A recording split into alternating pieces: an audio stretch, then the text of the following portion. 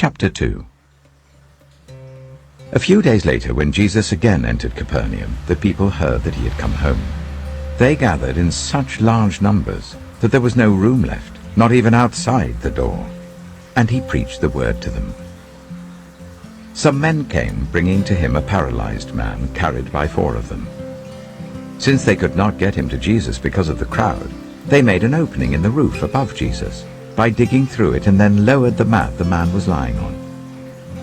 When Jesus saw their faith, he said to the paralyzed man, "Son, your sins are forgiven."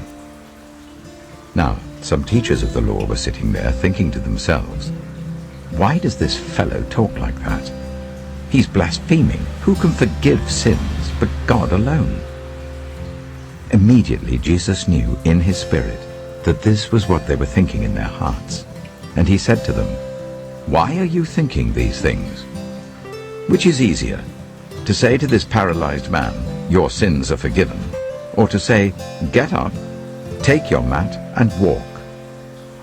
But I want you to know that the Son of Man has authority on earth to forgive sins." So he said to the man, "I tell you, get up, take your mat, and go home." He got up, took his mat, and walked out in full view of them all. This amazed everyone, and they praised God, saying, "We have never seen anything like this."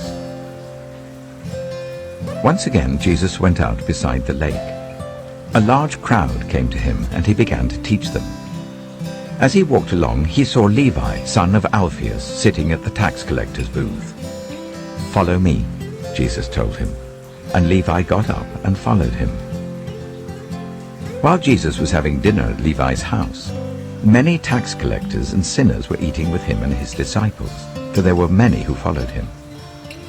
When the teachers of the law, who were Pharisees, saw him eating with the sinners and tax collectors, they asked his disciples, "Why does he eat with tax collectors and sinners?"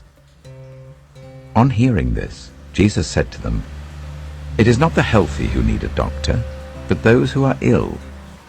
I have not come to call the righteous, but sinners." Now John's disciples and the Pharisees were fasting. Some people came and asked Jesus, "How is it that John's disciples and the disciples of the Pharisees are fasting, but yours are not?" Jesus answered, "How can the guests of the bridegroom fast while he is with them? They cannot, so long as they have him with them.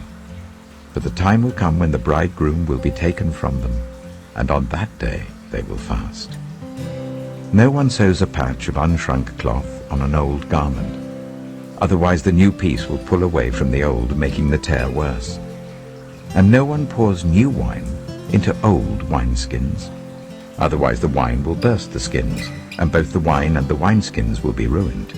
No, they pour new wine into new wineskins."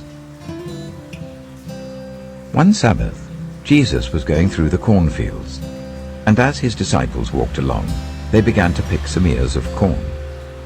The Pharisees said to him, "Look, why are they doing what is unlawful on the Sabbath?"